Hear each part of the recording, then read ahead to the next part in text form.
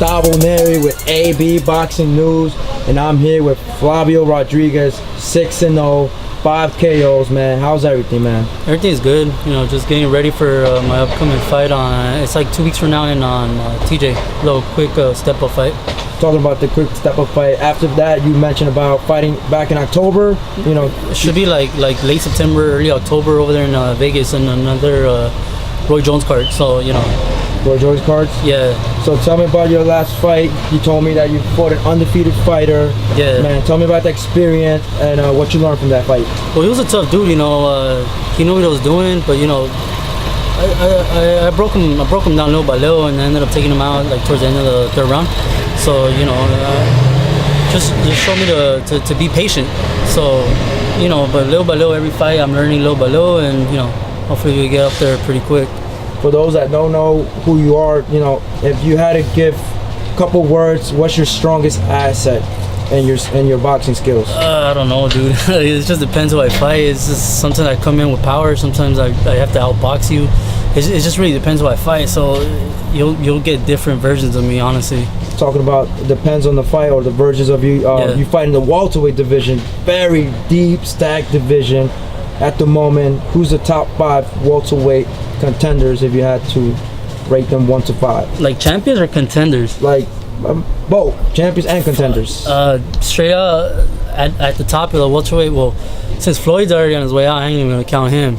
But I'll say Errol Spence. Errol Spence. Errol Spence. I'll probably go with Keith Thurman at 2, Sean Porter at 3, and well, you know, if Terrence Crawford comes up to welterweight, because I've been hearing rumors that he's coming up, probably put him at 4, and I don't know.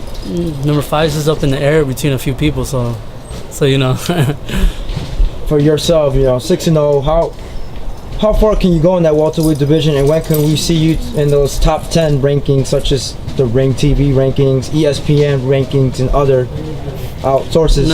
I don't know, because I do plan on moving down to 140. 140? Yeah, so little by little I'm going to come down in weight, but pretty soon I'm hoping I start getting, you know, bigger fights that get me ranked up pretty quick, because, you know, I'm trying to, you know, try to fight some of these guys and make, you know, some good money out there. Who knows, man? Terrence Crawford's moving up, he's going to vacate all the belts, and who knows, you might be the next, maybe WBO, WBC, IBF, or even WBA, man. So 140 is open, so, you know, who besides Crawford, who's the biggest threat in that 140 division? I see actually 2 guys. That British dude, I can't remember his name, but I think he's under, you know, that Frampton's guys. Okay. And then what's his name? Regis Pro Gaze or something like that. Yeah, something. Yeah, he's bad. Yeah. I think they're like the baddest dudes in the division. Let's talk about some upcoming fights. The rematch is about to happen. Manny Pacquiao, Jeff Horn in Australia. You know, that fight was very controversial. So my question to you is, does the victory for Timothy Bradley against Manny Pacquiao make it more credible than Pacquiao Jeff Horn, in your opinion? Well, that decision with Timothy Bradley, it was, you know, I don't think it went the right way. And to be honest, I didn't see that Pacquiao with Jeff Horn fight. I still haven't seen it. I saw little highlights. It looked like a rough, dirty fight, but you know, like I said, I haven't seen the whole thing, so I'm not too sure. I can't really comment on that. Yeah. Another fight, Jorge Linares versus Luke Campbell. Who do you got in that fight? Linares. Linares? Yeah, he's real good. He's bad. Do you think he's capable of competing with Mikey Garcia? I know there's a lot of tension going on between them two fighting, so how do you see that fight faring, man? That fight's up in the air, honestly, to me. But I'll give the edge to Mikey. Mikey's just very, how would you say, fundamentally strong, and his fundamentals are all there, and that's what gets him the W's. Like he's not super fast, he's not super strong or any of that, but because of what he does, it's so exact, and his timing's great. Yeah, that's how he beat Broner. So you know, and then Broner's somebody hard to time. I was a sparring partner for when he fought the one before Mikey. What's his name? Granados. Oh yeah. Yeah, I was his sparring partner. So, but he's hard to time. But you know. What do you think about Gamaro Rigondeaux moving up possibly 2 weight classes I hope that fight happens. Lomachenko, man. I hope it happens. That's the one fight I want to see more than anything in the world. But I think Rigondeaux will take him. He takes him, really? I think so. Just styles to me.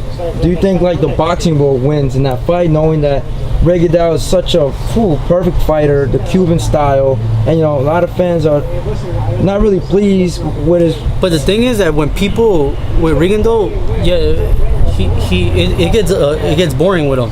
But the thing is that when you have a fighter that's coming at you and attacks you, that's when he shines the most. Like, see when he fought like Marroquin, or that Japanese guy. I can't remember his name exactly, Yeah. but that's when he was shining. Yeah, of course. And Lomachenko, he comes at you, uses angles to get. I think is a perfect style for Rigondeaux, to look great.